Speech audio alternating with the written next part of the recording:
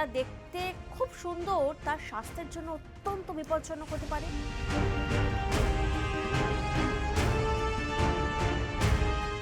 কি কারণে হোটেলে রাখা হয় ড্রাই আইস?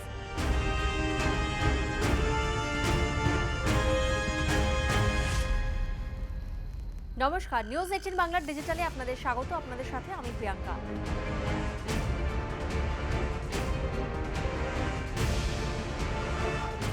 গুরুগ্রামের একটি রেস্তোরাঁয় আমরা দেখেছি রিসেন্টলি এই খবরটা কিন্তু খুব ট্রেন্ডিংয়ে চলে এসেছে যে রেস্তোরাঁতে মুখশুদ্ধি হিসাবে ড্রাই আইস নেওয়ার পরেই রক্তবমি শুরু হয়ে যায়। গুরুতর অসুস্থ হয়ে পড়েছিলেন 5 জন। সামান্য কিছু সময়ের মধ্যেই তাদের শারীরিক অবস্থার এতটাই অবনতি হয়েছিল যে তাদের হাসপাতালে ভর্তি করতে হয়েছিল। গুরগাঁওয়ের ওই রেস্তোরাঁর নাম লা ফরেস্টা, আর পুলিশ ক্যাফেটের বিরুদ্ধে ইতিমধ্যেই মামলা দায়ের করেছে এবং বিষয়টি তদন্ত শুরু করেছে। তাহলে এবার আসুন জেনে নিই এই শুষ্ক বরফ অর্থাৎ ড্রাই আইস কি, তা খেলে স্বাস্থ্যের কি কি ক্ষতি হয়।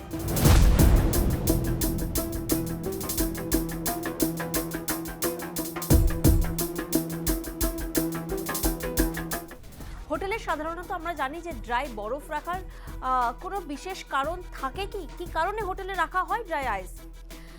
এটির একমাত্র উদ্দেশ্য হচ্ছে খাদ্য বা পানীয় থেকে সাদা ধোঁয়া বার করা, আর এই সাদা ধোঁয়া মানুষের নজর কাড়ে। কিন্তু আপনি কি জানেন যে ড্রাই আইস যা দেখতে খুব সুন্দর তার স্বাস্থ্যের জন্য অত্যন্ত বিপজ্জনক হতে পারে? এবার প্রশ্ন আপনাদের আসতেই পারে যে ড্রাই আইস আসলে কি, কিভাবে তৈরি হয় ড্রাই আইস? শুষ্ক বরফ তৈরির পদ্ধতিও কিন্তু সাধারণ বরফের তুলনায় একেবারে আলাদা। কার্বন ডাই অক্সাইড যখন প্রায় -78.5 ডিগ্রি সেন্টিগ্রেডে নিয়ে যাওয়া হয় তখন সেই টেম্পারেচারে ওটা শক্ত হয়ে যায়, আর তখনই তৈরি হয় ড্রাই আইস।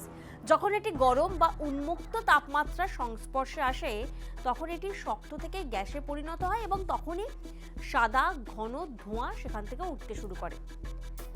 এবার প্রশ্ন উঠছে যে সেই ড্রাই আইস যে 5 জন খেয়েছিলেন সঙ্গে সঙ্গে কেন রক্তবমি শুরু হয়, কেন স্বাস্থ্যের জন্য এতটা বিপজ্জনক? ড্রাই আইস হলো আসলে কার্বন ডাই অক্সাইডের কঠিন রূপ, আর এটি সাধারণত একটি শীতল এজেন্ট হিসাবে ব্যবহৃত হয়।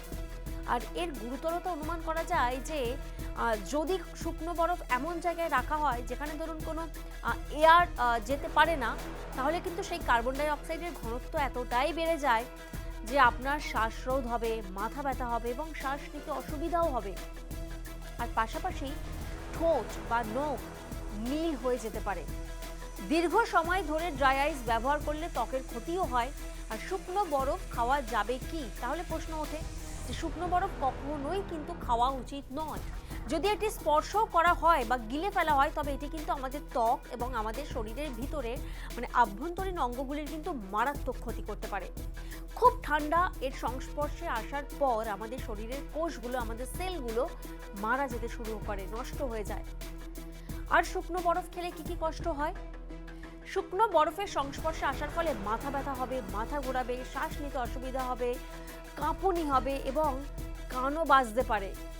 ভারতের food safety and standard authority of India FSSAI, আমেরিকার United states food and drug administration FDA এবং centre for disease control and prevention অর্থাৎ CDC এর থেকে এই শুকনো বরফকে অত্যন্ত বিপজ্জনক বলে ঘোষণা করেছে।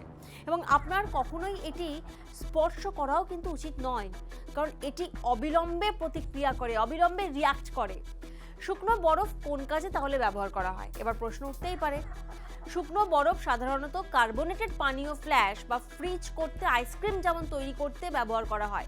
শিপিংয়ের সময় অনেক ওষুধকে কনজার্ভ করতে বা প্রিজার্ভ করতেও কিন্তু ব্যবহার করা হয়। আর তাছাড়া পার্টি এবং বিয়ে বাড়িতে কিছু সংরক্ষণ করতে হলে বা এই ধরুন এয়ারলাইনের ক্যাটারিংয়ের খাবারকে তাজা রাখতে হলে কিন্তু এগুলো ব্যবহার করা হয়। আর এটা সাধারণত ফটোশ্যুট এবং থিয়েটারেও ব্যবহৃত করা হয়, কারণ ওই যে সাদা ধোঁয়া ওড়ে, দেখতে ভালো লাগে।